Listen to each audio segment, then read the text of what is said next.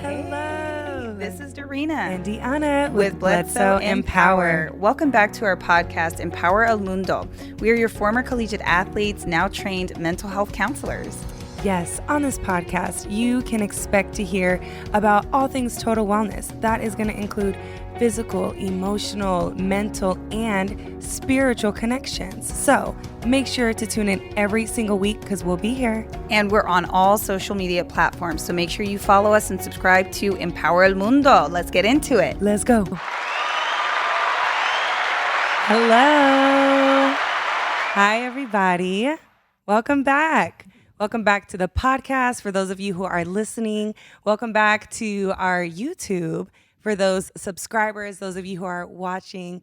If you are watching, you will notice that the scene is a little different. Darina is not here today. Unfortunately, she is out taking care of herself. She will be back, though, for our next episode.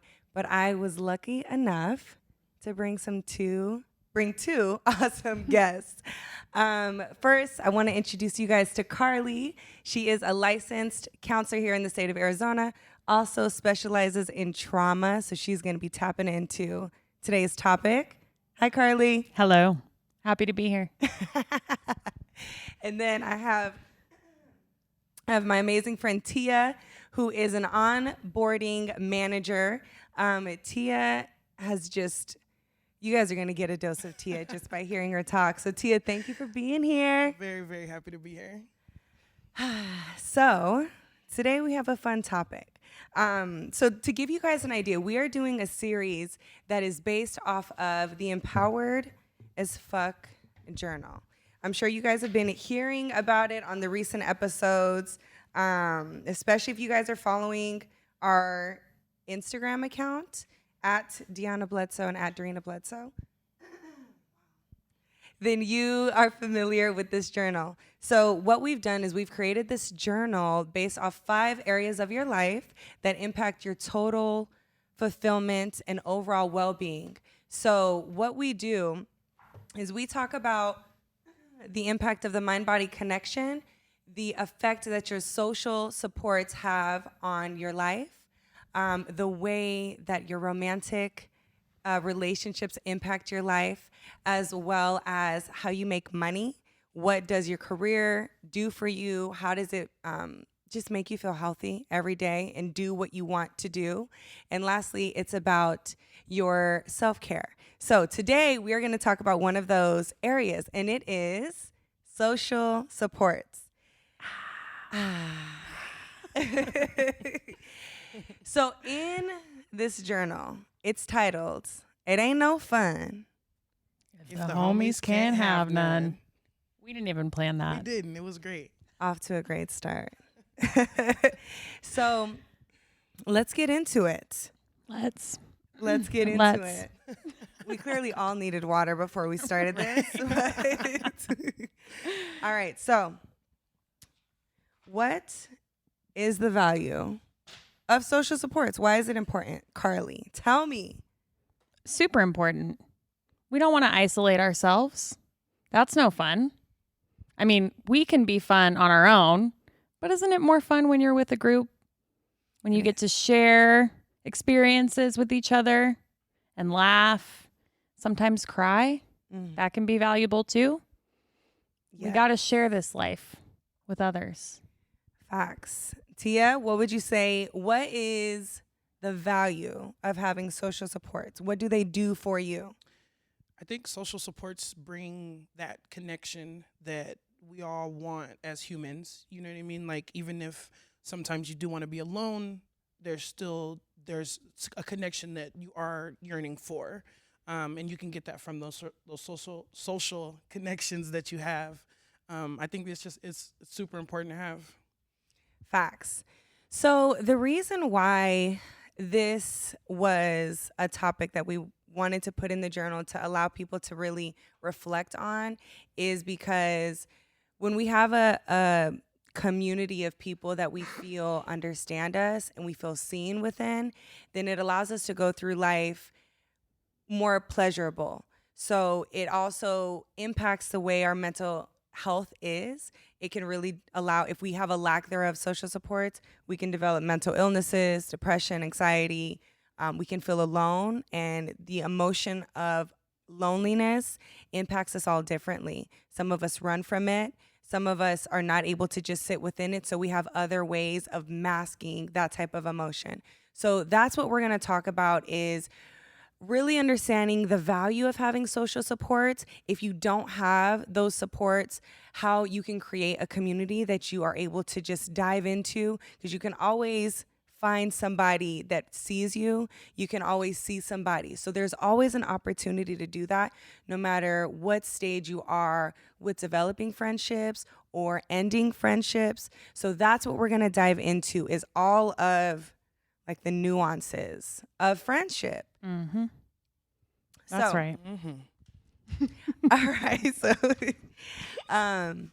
So what I think is important to really kick it off with is, what have you seen, Carli, with being a counselor and working with people, and even just like being a human being in general? What have you seen is the biggest impact for people who don't have an outlet or have somebody that they can turn to, especially in times of trial? Well, I think just in being a human, in my human experience, times where we want to isolate, it's really easy to get caught up in that.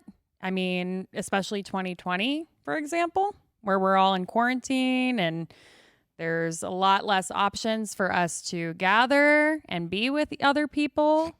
It kind of, can have this effect where it's okay. It starts out like, maybe I just want some alone time. I just want to chill. I just want to be by myself.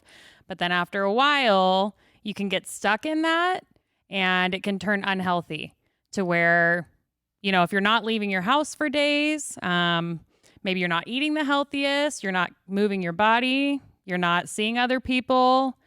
I think kind of the value in connection is having people that can be honest with you too, and kind of call you out on your stuff sometimes.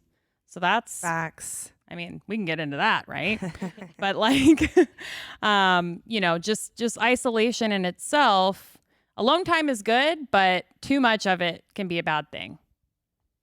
What would you say is so important about not having friends that are just like yes man or yes woman, and people who can approach conflict with you? Like, why would that be seen as valuable instead of confrontational, and I don't want it? I think for that, the first thing that comes to mind is balance, is just having a balance in how you feel, how you think, how you address things. If you have someone that is 100% on your side and a yes man about things, you don't get to see the other side of things at all, because your team is only going one way. And it's important to have those people that might see it the other way. You guys can all be going in the same direction, but if you have other people that are able to question your route, like, hey, we can still reach the same goal, but if that route okay? Should we maybe take this route? Let's decide on plan C. You know what I mean? Like, just giving other perspectives on the goal that we already know what the goal is, whatever, and depending on whatever the situation is. But I think balance is super important when you do have people that are really, you have a lot in common, that are really like you, and those people that kind of do think differently. I think that's so legit. And you know what that makes me think about is that there's different types of support systems that you have. So it's really hard to just have one person that we expect to be everything to us. And what really adds value and those different perspectives, like you said, is knowing who meets the type of need that we have in that exact moment. So,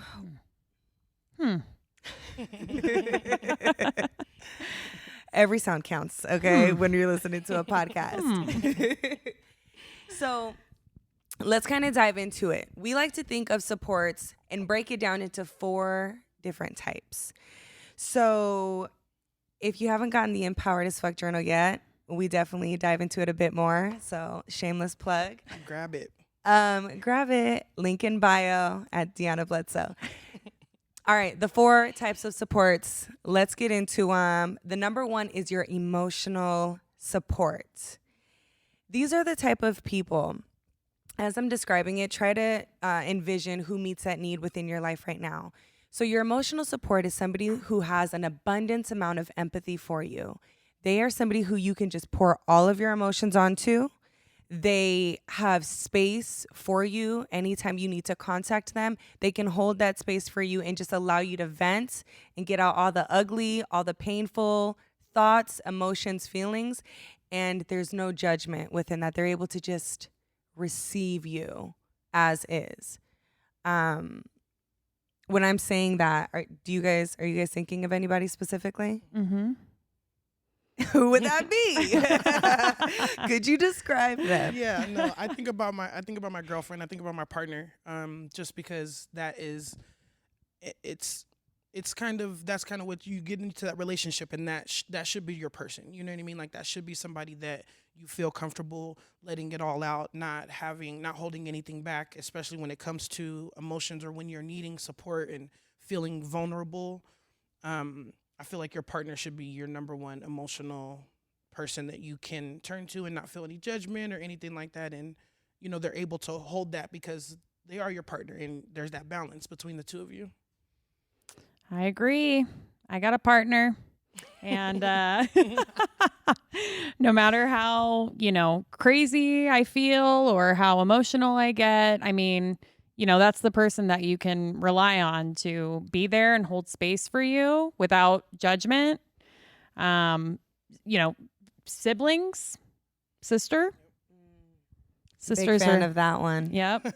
I got a sister, and she's there for me whenever I need her. But, I think that without judgment part is huge, because emotions are, fluid. I mean, we go in and out. Sometimes that venting sesh is all that we need, and then we feel so much better. So having that emotional support and that person that you think of when you hear that is huge. I wouldn't go to, an acquaintance or a coworker and just spill all that on them, because that wouldn't be very appropriate, I think, depending on the coworker. The judgment part too that you said is important, because I think that can determine whether or not that person is an emotional support person for you. If you sense any type of judgment, you're going to put them in a different category. They can still support you, but they might not be that emotional person that you go to, because you do sense that judgment. Maybe you'll go to them for, some of the other things, the other categories you'll touch on for support. Right. That's such a big part of it, being able to read the dynamic of that relationship. So how could you tell if somebody is not able to hold that space for you? Like, how could you tell if they would violate the need of non-judgment? I mean, there's a ton of ways that you can probably feel that you can feel the energy when you're talking about something. And I think too, when you need that emotional support, it might be the same thing over and over, and you know what I mean, your partner or your sister is able to hold that over and over. But that person that might not be able to hold it, you'll start to sense that they don't want to hear it. They you know what I mean? Like, it's like, okay, I'm not going to you about my relationship problems anymore, because I just can't talk to you the way that I can talk to the next person. I feel more comfortable talking to them about my relationship than I do with you. You know what I mean? I think it's certain things too, but you can sense it from their energy, body language, their response verbally. Or like lack thereof. Lack thereof, yeah. If they're like, all right, well, you good? Or again? Yeah. You're right. Like, just like, okay, Are we over this now, I'm not or going can we back to move you. on? Yeah. That's like when you're in the phase of dating somebody or breaking up with them consistently. You go back to that friend about the same issues over and over and over again. No matter how many times you go back to them and just like complain about the same thing, sometimes they get to a point where they have to hold a boundary. And I think that holding a boundary is still effective. Like, okay, I can't continue to hear this from you. And that's effective. But I also think that it's important to have somebody that you can just go and be that same record player over and over again. You got to recognize who you can do that with and who you can't. And then that'll just make everything better. It's better how you address things, how you take in that information, and everything is better once you realize this isn't my person that I go to. You don't expect that from them anymore, and then now you're not. You prevent yourself from being hurt. And because I didn't mention this earlier, but I wanted to say why I was so excited to have both of these ladies on this specific podcast about friends and about friendship and social supports. So, just a little background, and maybe we can try to edit this, put this in the beginning. If not, whatever. But Hassan said no. That was a hard no. We can't hear you, Hassan. Oh, okay. But he said no. So, nonetheless, so going through a lifespan, you have friendships that are birthed at different times within your life. Tia and I met freshman year in high school. It's been 2004. No, we graduated 08. So we met in 2004. So her and I have been friends since then. This is one of my longest friendships ever. Her and I played basketball together. We ended up going to Pima, playing basketball there. She is an absolute athlete. Have you ever just met somebody who just don't care, but just natural, just talent? That was Tia, McDonald's All-American, didn't want to play shot put, was like first in state or throw shot put. You know what I mean? Tia? Look, I'm a big human being, and I had to use my strength to, for good, shot put in basketball. For the common good. For the common good. Sports. And that she did. So, after we went to Pima for 2 years, she went to UNLV, just an absolute athlete, right? Division I, and just started to care about basketball maybe senior year of high school. And it was really only because we were all on the basketball team. So that's why. It was fun. So that's why I thought, cared. yeah, that was it. Social supports. Social. We also had built-in friendships with playing sports. So that's why I brought Tia. And Tia and I did have a moment within our friendship where it broke down, and I'll explain to that in just a moment. And we are going to talk about how to rebuild that. So that's why Tia is here. And Carli is here because she is a friend that I met in my adulthood. We met when we were working for a university, and it was 6 years ago. We met as coworkers, and it blossomed into just the dopest friendship It did. ever. It's still going. It's still going real strong. And so Carli and I, we've had a similar path educationally in terms of wanting to be counselors and just finding our value by pouring into other people. And so something similar has happened. Carli and I had a moment where we needed a break it just kind of naturally happened where a break was taken within the friendship. And then in time, there was healing that happened. There was reconciliation that happened. And it's such a natural thing with any sort of relationship and friendship that you have. And we'll dive into that as well toward the end of the episode. So make sure to stay tuned so you can really hear the nitty gritty. If you would like a little drama, it'll be right in there. Okay. Social supports. That's what that is. Next is our instrumental support. So these are the people that help with tangible issues. They provide you acts of service when you are in need of something tangible, money, transportation, anything that you can physically touch. They step in and they provide that need for you. So as I'm talking about that, is there anybody that's coming to mind for you to give an example of who would meet that need? You know what I'm thinking with that is it's kind of a slippery slope. Yeah, it's because you have it that's a certain person, right? You have to have an understanding with that person that I'm not using you or abusing you. And that has to underlie the friendship, I would think, because otherwise it's oh, you're just using me for money or you need a ride. That's the only time that you call me. And I'm sure that we've all had friendships like that in our lifetime, but I think that's a major, that just is such a distinction that you have to make is I need this and I look at you as a friend and I care about you, right? I'm just in a pinch or whatever. Yeah. So I think it definitely seems like it's kind of a gray area where it could be positive and it could be negative. And speaking to that, the person that just came to mind in a positive way is my best friend, Jessica. there's no using of any, and we both understand that, but she knows if she needs anything, she can call me, and I know that if I need anything, I can call her. She's flying in, she needs a ride. Like, we've picked each other up from different states before. Literally, like, hey, I'm flying into Vegas, can you pick me up? And I'm like, yep. Or vice versa, we'll drive 4 hours, you know what I mean? And that's just, we know that. And she'll fall into different categories of my support as well.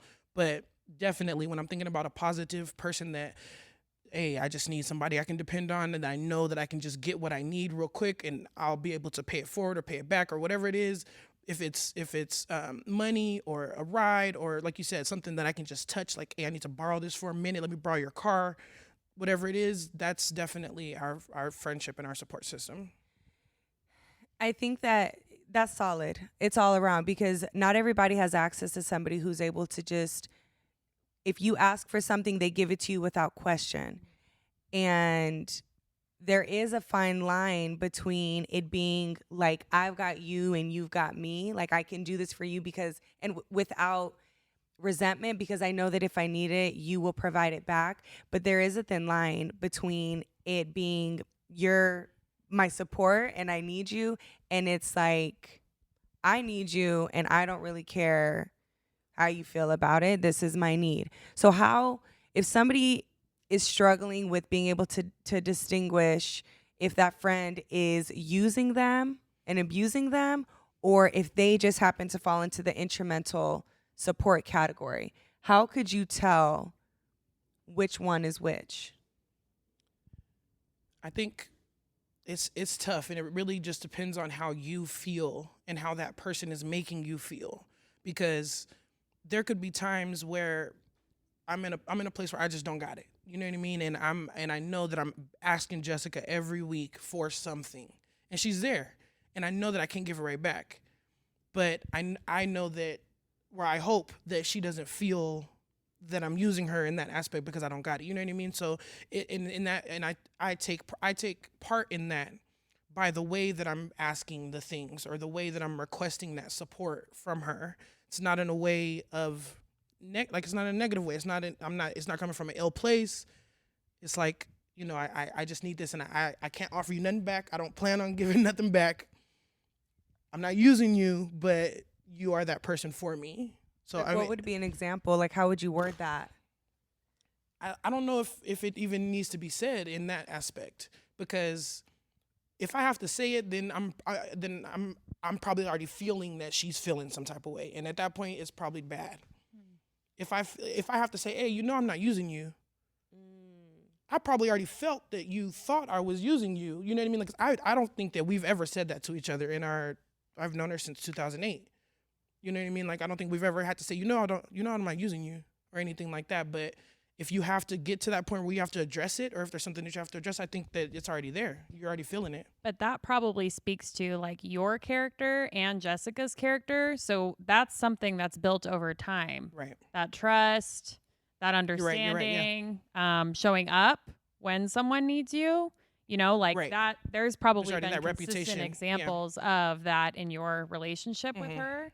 And so I think that is something that happens with time. Like, I don't think that you can just be like, oh, okay, well, a new friend. You need a ride, and that's okay. That's it. That's all our friendship is about. I mean, if it happens repeatedly, obviously that is a for sure sign. Yeah. And then they're not there when you need them. I think that's the biggest thing. Is like, well, and one other way is like the way that they communicate with you when it's not about needing something.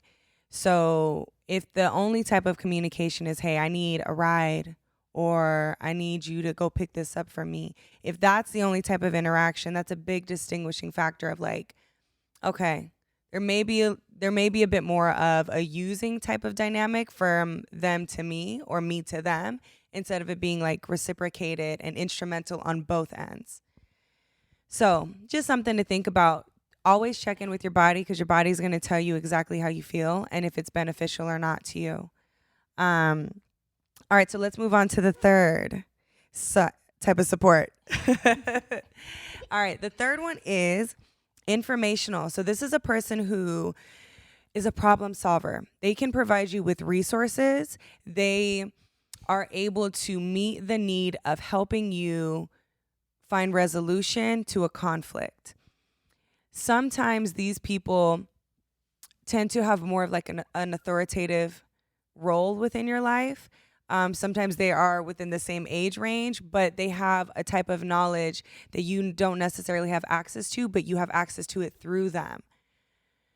So these people, they're just like books, or they just like have an abundance of knowledge in their brain, and they know how to meet the needs meet your needs in a resourceful type of way. So when you guys hear that, who comes to mind, and why would they be valuable in your life? Parents. The rents. The rents. I mean, I ask my dad stuff all the time. Resources, car stuff, insurance as we get older. At your All the 26. adulting things that come with getting older. But they just know. It's like do you ever feel like that? Like your parents just know? They just know. Yeah. I have a couple of friends that I feel like I go to for that. You're one of them, Deanna, for sure.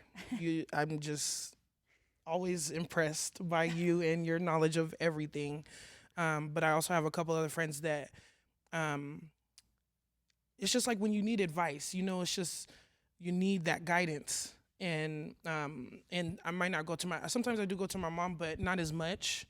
And when I do need guidance on like, hey guys, what should I do with this? Or, hey, there's this new job I'm going to get ready to apply for. You know what I mean? Like little things like that. Like my friends Anna and Jess, another Jess, I go to them for that for sure. Like just that guidance, that like advice, Wisdom. yeah, motivation, like 100% motivation and advice and wisdom. Yeah. Like it's just like that solid type of support from them for sure. It's so dope because you can just meet all of these different needs by so many different types of people. It can be people in our family who just like grew up knowing us, like our parents, they raised us so they know us in their own way. And then as you like grow older and you have different types of friendships, you realize what role people play in your life. And they may not play that role in somebody else's life or their family's life, but in your life, it's very specific to you. And so it's such a genuine type of connectedness and connection. Those may be the same things used in different tenses. I was just going to say, are parents friends? But like they are. As you As get you older. get My older, mama told me. Your mom is a homegirl, and But she told me I ain't one of your friends. No, I'm just playing. My mom told me that. I tried to tag my mom years ago on like a post that on Facebook. It said like, my mom is my best friend. And she commented and said, I'm not your best friend. I'm your mom. Period. That's legit too. There was no LOL. Nope, she wasn't laughing. Nope. And then told me, why would you tag me? Followed up on She the, blocked on you, the right? name. Was over it. Done with.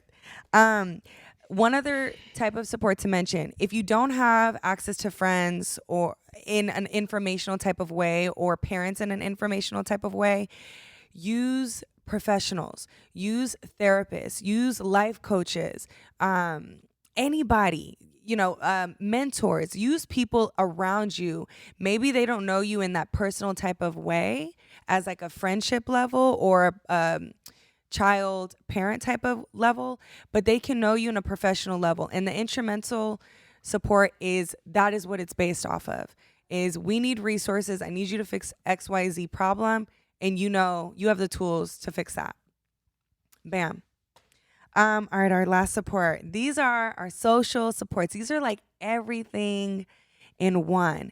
These people have unconditional love for who you are. These people show you that with how they speak to you, with how they behave with you. It's something that's shown over time, and there's a connectedness between the two of you. So they're able to totally pour into you, and you can hold space for them, and it's vice versa. You're able to pour into them without fear that they can't handle it, because you know that they can, because they've shown you that over time. The trust and the evidence has developed over X amount of months, years, however long it takes to get to that point. But they've shown you in those small moments that they can hold space for you. And it's, again, without judgment, which is a big part of knowing who is supportive in this way. So when you hear that, who in your life comes to mind as an example, and why are they so valuable? I have a few people. I think a lot of my good friends that I met in Vegas after moving from Tucson. Um, it was just, I think it was just a place where I felt like I grew up, where I actually got to actually grow up. I was 20-ish moving to Vegas, 20 to 28. I was there. So those were the years that I really felt that I grew into, who I am, and those were the people that I was around, and those are still some of my best friends to this day. And like you said, just over there's been time after time that we've, kind of showed each other that we can be there for each other. We've gone through, pain and happiness and all types of things together, and we've all been there for each other. So I 100% think of my friends in Vegas when I think about that type of support. That's dope. Who do you think about, Carl? I have a couple people that come to mind. One is my best friend, Emma. Shout out to Emma. Emma. She's a real one. She's been around since 4th grade. We've been friends. And we went through our crazy party years. I mean, sneaking out, doing weird things, ratchet behavior. Ratchet things with my ratchet And now, friends. and we've grown up together. I mean, I think that's kind of, not that you have to know someone for that long to feel like that, but I think Right. there's so much value in going through life stages with people. I mean, you're like a totally different person at different points in your life, you know? And so just seeing us as kids and then as teenagers and now adults. I mean, she's married, she's got a kid. I'm not there yet, but it is what it is. We all have our own life stages. We're all on our own journey, but I mean, she's just that total, support for me. Anything that I need, she's my go-to, my right hand. Who comes to mind for me is my best friend, Vidi. She gets, she holds some dark secrets. She's got some dark ones of me. And one thing that I think is so special and why she's who comes to mind in this category is because no matter how ugly my thoughts are, if I describe them to her, I feel just so accepted and so seen, and it's usually reciprocated with, yeah, I get that. I've thought that before, or I haven't thought that, but I can imagine that that's painful. So there's a level of acknowledgement that happens with somebody who fits the social support category for you, and unconditional is the only term that really comes to mind for me. I want to add the word comfortable also. I want to add the word acceptance. Boom. Yeah. I think too, and just backing my word, just to talk. When you were talking, it made me think about just growing up with somebody, and like you said, you don't have to necessarily grow up with them, but being that comfortable and having somebody that you don't have to explain things to. You go through these phases, and they were there, so you don't have to explain why you are how you are or anything like that. You have that type of comfort is super. It's super comfortable to have somebody, that's like that with you. What is it that makes not having to tell the backstory make you feel so connected to somebody else? I think sometimes because the story's not always pretty, it's not always something that you want to speak on, even though it did make you who you are. You know what I mean? It's just not something that you want to have to tell everybody for them to understand why you choose to do the things that you do. You know what I mean? Like if I met somebody today and I choose to walk instead of get in a car, and I have to explain to them that I have some memory about a car, you know what I mean? Just little things like that. It's like, I don't even want to go through that. I'd rather my friends just know, oh no, we're not taking a car because Tia don't want to go in a car. Or little things, Right. Or having someone that doesn't need that story. Yeah. Or just, I don't need it. Just don't even that. Exactly. I'm not even questioning it. I accept you fully for who you are, and whatever the backstory is. Yeah. Cool, man. If you want to talk about it, I'm here, But we also don't have to get into it today or tomorrow, you know? I think that's definitely that's a difference. You can get that comfort whether you've known that person for a long time and they've been through every phase or not if they give you that type of energy. Mm-hmm. That makes me think of trust and how trust is built in those really small moments when you don't even expect that the reaction is going to be as valuable as it is. But that's trust doesn't develop in those big moments where you just, for an example, trust is really established when you're interacting with somebody and then there's a small need. Maybe it's not asked or maybe it is asked for and they meet it, like you said, without needing a backstory of why you need it or why you're asking for it. But it's in those really small moments of recognition and being able to really feel seen. And so I think that's totally what happens when you have that unconditional type of relationship with somebody. So, okay, those are the types of social supports. In a perfect world, we would have at least one person in each of those 4 categories: emotional, instrumental, informational, and social. Perfect world, right? But not really the current world that we live in. So what happens if you don't have somebody in each of those categories or one person that meets all of them? What do? You have to create the community that you need. You have to create those different avenues of relationships so that those needs can be met. Because whatever needs you have, they don't go away or dissipate if they're not paid attention to. Those are still needs that you have. So one thing that's really important to know is that, at least in my perspective, if you don't have somebody in each of those categories, you need at least one person that you're able to go through life with, to where you don't feel alone in your thoughts, you don't feel alone in your experiences. That doesn't always mean that they have to carry each of those 4 types of supports for you and each of those needs for you, because that's too heavy. Shoulders are going to get weighed down. That's too much pressure for one person. But it is important to at least have one. But what happens if you don't have one? What do? You're in trouble. Well, that's well then To life's sum over. Life's over That's for it. you. I think just like what you said, you have to create it somehow, some way. Create that energy that you need. If it's emotional support, if it's informational, if you don't have that person and you got to go look it up yourself, or whatever it is. I think just being able to take control of your own energy and make sure that you are providing yourself with the support or getting the support from where you need to get it from in order to fill yourself up. Because like you said, it's super important. You gotta have it, whether it's one person individually, one person that can at different times carry it all. You gotta try to create something. I think that, a good question or something that I would want to know for someone who doesn't have any of those supports would be why. What's holding you back from creating those types of relationships?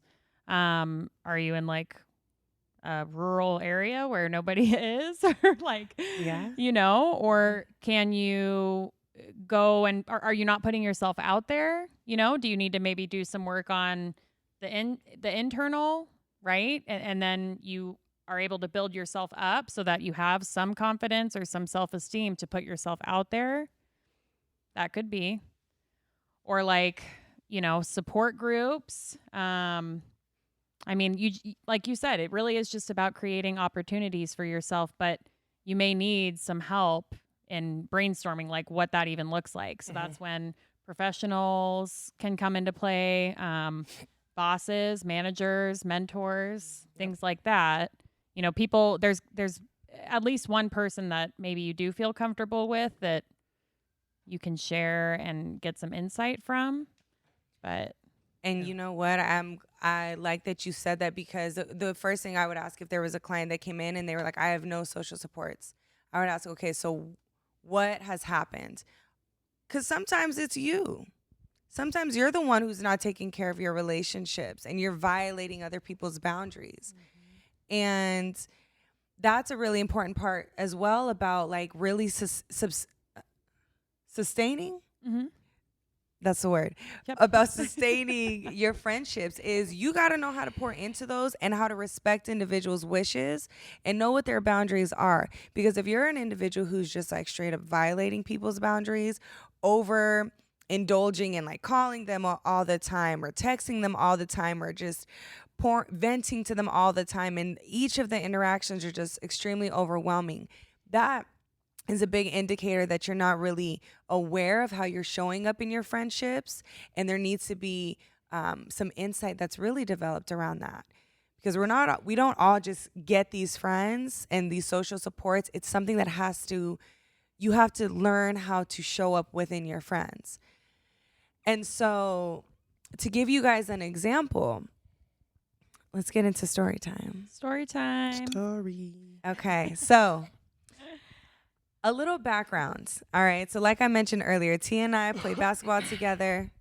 We were roommates in college. Well, we were like 19 is when we were roommates. And this is very real because it's just a natural progression of how some friendships and relationships go, is you have conflict, and how you deal with the conflict really determines the dynamic of the relationship after that happens. And so the situation in a nutshell was Tia and I were roommates, and we both had like a group of friends, like we hooped together. So we had social supports that were our homegirls. Like we went to party with them, kick it, we played basketball with them, the whole nine. And there was a level of betrayal on my end to Tia as her closest friends, because we had been friends for already 4 or 5 years. And there was a level of betrayal on my end to her with the group of friends that I felt like were backing me up. And I was like, oh, yeah, you guys are right. Let's confront Tia in a group setting where she is forced to defend herself and back herself in a corner. And the reason why I want to talk about this is because this was 6 years ago. No. At this point, this is 10 years ago at this point. Yeah. 10 years ago. And that was a specific memory that I know I learned something from and she learned something from, in a negative way, about the friendship that I had with her, because it was, you don't want to violate somebody's trust by forcing them into conflict, especially when you've got like a posse and they don't even expect it coming. And her and I hadn't, we continued playing basketball. We had that moment, and then like we ended up moving out, but there wasn't really reconciliation after that. We hadn't talked for a couple years. She moved to Vegas. You moved to Vegas, and life continued. And then years later, she moved back here to Phoenix, and then we jumped back into our friendship. But there was never a moment of acknowledgement of how fucked up that was, and we really didn't have that moment until on our way here to do this podcast. Yeah, ironically. I actually forgot about what had happened exactly, because I think it was something that was huge, but it was so huge to what was a part of my life that I wasn't gonna deal. Like, I wasn't finna dwell on it. We was doing, like, I had school still. Like, I literally kind of just moved on and didn't look back on it at all. To those individuals, my friendship with everybody changed at that point. And I think, like, even right after that, like she said, we continued playing at Pima for like a year. But when I moved. Mentally and physically. 100% did not come back for 10 years. You know what I mean? Like, maybe twice came back for the holidays in 10 years. And that definitely wasn't the cause of it, but I was just so disconnected from a lot of things. I wanted to leave. And I think that's how I, now looking back on a lot of different situations that I've been, I was a runner. Whenever I got in a situation that was bad, I'm a runner. I'm moving states, I'm moving somewhere, and I'm not looking back. But that kind of triggered it, I guess. It kind of triggered that reaction of mine. But I learned from it. 100%, and I think I'm completely a better person. And me and Deanna talked about it. You know what I mean? Like, there's no ill feelings. we're solid, you know what I mean? And I think we're even more solid now because we have addressed it. Even though, we were cool, we've addressed it now and acknowledged that, it was something that was not good, or something that, neither of us would want anybody to have to go through. Moment. Right, exactly. But it's even when you have those moments, it's not something that you can't get back from, but it does have to be acknowledged and addressed. And, when we were talking about it in the car, T is just so kind. And she was just like, I'm fine. Like, it's okay. But it's really important that no matter how many years later, that there is an acknowledgement of how you treat somebody and how you make somebody feel, because that was so rude. And what it was like, we just like ganged up on her about her having her man in the apartment. Like, it was such a small thing. Like, you know what I mean? It's never something that's like really important. Like, it's such a small. They didn't like my boyfriend. We liked him, but he was just always in the crib. And it was nobody else's conversation besides you and I to talk about. And it was such a whack thing to do. So. Yeah, they put me in a corner. It was bad. And T is so non-confrontational. Yeah, I wasn't sure. I was like, okay, whatever. We were young too. I didn't know nothing.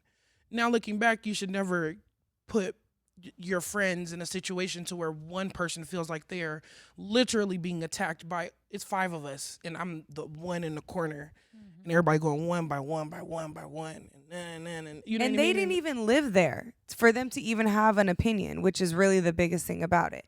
And it was my responsibility. So essentially the reason of this story is to like talk about how sometimes you fuck up in relationships and in friendships and you violate somebody's boundaries.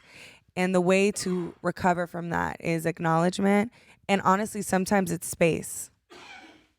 Yeah, because we did take that space, even though it wasn't like agreed upon, like, hey, let's take some space. We had space. Yeah. And then we just ended up coming back from it. Thankfully. Yeah. You taught me that. You taught me that about friendship, that it's okay to take some space, and like friendships, you're not always going to be on with someone.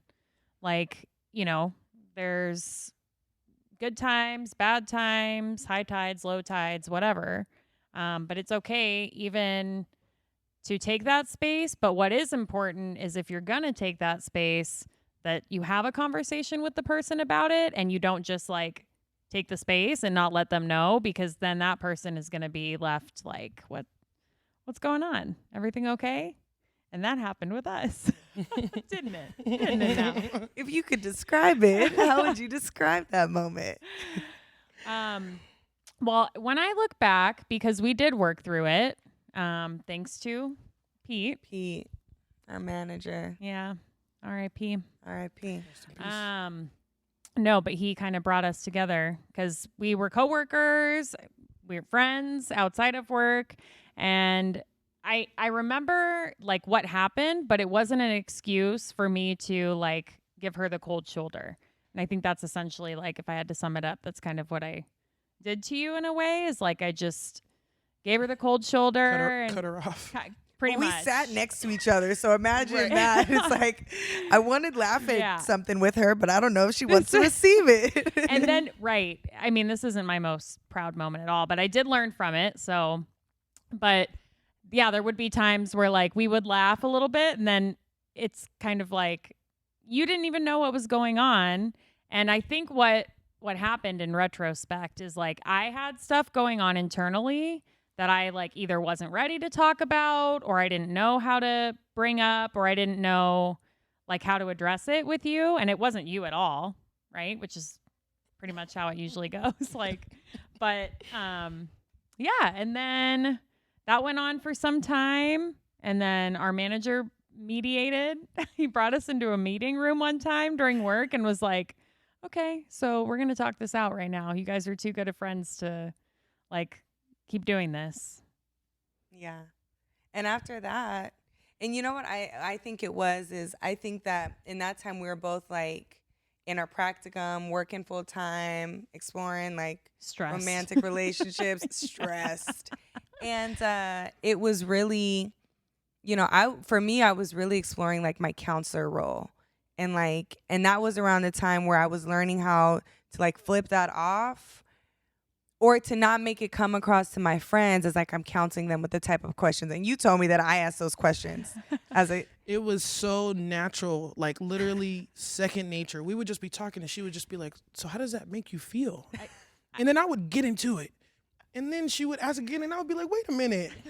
Do I need to lay back or something now? Like, is this a session? Do I need to pay you? What's your cash app? What's going on? $120 an hour at Deanna Bledsoe. But and I think I was in that phase of like trying to maneuver how to not have people feel like that, even if my perspective isn't doing that. And I think you felt like I was doing that, and nobody wants to feel like that. Nobody wants to feel like they're being analyzed by their friends. And so it was totally, you know what I mean? Like we both had our own stuff, but For sure. But essentially, this is about knowing how to create your social supports, knowing who fits in those, and understanding that within those relationships, there's boundaries. Sometimes they get violated, and you have to assert what your needs are so that those boundaries don't get violated again.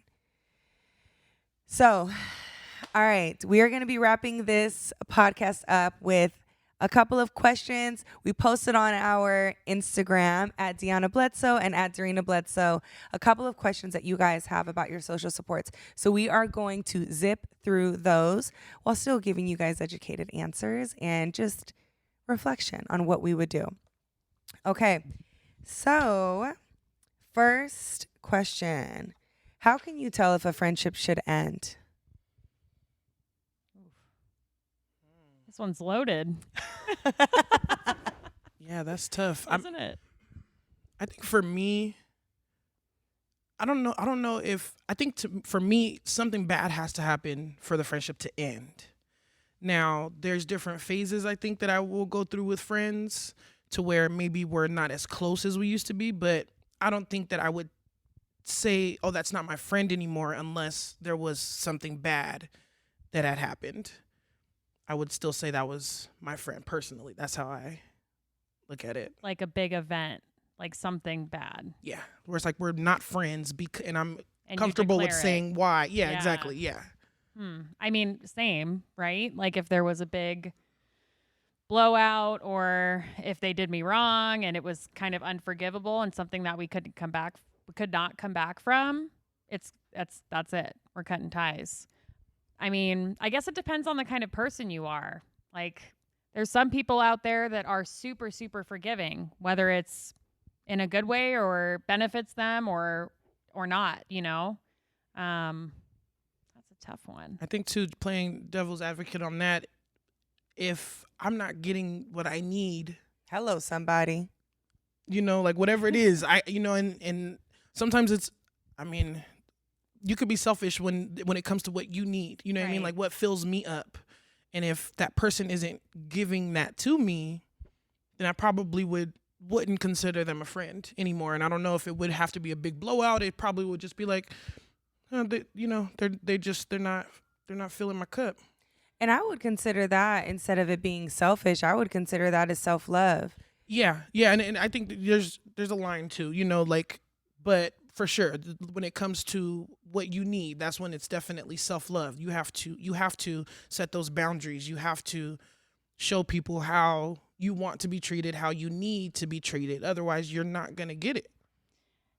And it doesn't even ever have to be like a big like declaration, like Yeah. we're not friends anymore. Some friendships, you slowly back away. Yeah, you're right. Like there's You no know? need for closure. Right. Some friendships have expiration dates. And the way that you know is if your cup is no longer getting filled, if your needs are no longer getting met, if it takes more energy than gives you in the interactions that you have. If you are getting drained after you talk with that person, reestablish the relationship. And if there's an expiration date that has approached, recognize that and move on. Bye-bye. Bye-bye. Next question. Ooh. We kind of went over that. Okay. We'll just zip through it. I am feeling used by my friend. She's only calling me when she needs something, and I can't tell if we're friends or if she uses me. What do I do? Boundaries. I was- Oh, Set no, up. no, no. It was. I think I was trying to find the word, but that's literally what I was about to say. I was gonna say you got to set something like, but that's literally what it is. Set boundaries on what you're willing to give, what you feel comfortable with giving, especially if you feel like someone's trying to take too much. You got to control it. Setting boundaries, there's different types of boundaries. You can have time boundaries, you can have verbal boundaries, you can have physical boundaries. So if somebody is violating any of your financial boundaries, if somebody's violating those boundaries, tell yourself a limit, tell yourself what that boundary is, and there are no ways that they can violate it any longer because you've made that promise and that commitment to yourself. And nobody's more important than you. So boundaries is the key. Assert them. And if we need to, slap that expiration date on it. All right. Last and final question. I love relationship questions. All right. My girlfriend doesn't want me to hang out with my friends because she doesn't like them. I love her, but I don't know what to do. I need boy time, guy time. What do I do? I'm the girlfriend, it me. No, I'm just joking. I feel like this is something maybe we've all experienced or we know somebody who has. Listen, you can't always be with your man or you can't always be with your woman. It's not healthy. You have to have me time. You have to have friend time. I think sometimes too, it does take. It sometimes takes you going through that to realize that it's not healthy, because a lot of people don't know that spending 24/7 with your partner is not healthy. They think that's what you're supposed to do, and that's why they have those expectations, and they don't want him to go hang out with his friends because that's taken away from the time that she has, even though she's had all day, because she doesn't realize that it's not healthy. So I don't know what the answer is to it, but I think that I personally had to learn the hard way when it comes to boundaries in relationships and friendships. But I don't know how else I would have learned, to be honest. You know what I mean? I've heard it before. People have talked about it, but I honestly don't know any other way that I would have learned how to create those boundaries if I didn't go through those toxic situations. I mean, time with friends, time with our social supports is important, right? But I would want to know, I need more information. I need to know like what's going on, what the level of trust is, why, the girlfriend has issues with the friends. I think an easy solution and maybe obvious is to do a group outing or a couple group outings or maybe like a double date here and there with certain friends to kind of build up that confidence that like, okay, I can see that these are good people and I feel more comfortable with you being around them. I think that's kind of a good place to start. Yeah, I think that the reason a lot of us feel, or at some point in your life, you felt like you have to hold on to that person physically and they have to be with you, is it's fueled by insecurities.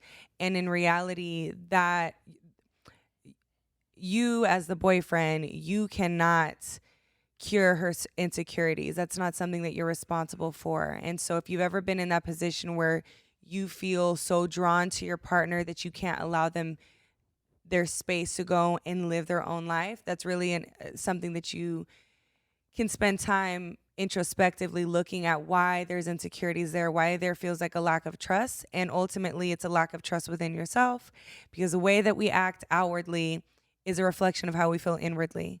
So, ding. Ding. So, what I encourage is great ideas on both ends, express understanding as to why you need to have those outings with your boys or with your other friends, why it's valuable as to when you come back into the relationships, you're rejuvenated, there's a separation, allow yourself to be missed so that you can enjoy the feeling of, oh, I've missed you so much, those kisses when you come home. There's a lot of value in the separation. So I encourage you to request your time and assert that as a need. And it's just a non-negotiable that you can't be with your partner 24/7. It's not healthy. That's my thought. It's a good one. All right, you guys. So This was a dope episode. It ain't no fun if the homies can't have none. Thank you guys for coming. If you guys ever want to find this podcast, it is available on YouTube and Power Up, also on Instagram. We'll be posting clips at Deanna Bledsoe and at Darina Bledsoe. Lastly, it's available on all podcast platforms. Ladies, give them your ads in case people want to DM you, message you, learn more about you. What is it? At Smashed Potatoes with a Z. I should probably change that. No, don't ever change that. It's been my Instagram name since I can't let go of it. Yeah, Don't change it. I'm at Tia Season, SZN for season. Mm-hmm. Yes. Thank you guys. This was so dope. Tune in next week. We'll have another banging episode. Oh yeah, and if you haven't yet, get your Empowered as Fuck journal at www.bledsoeempower.com. Thank you guys. Like, subscribe, share, all of that.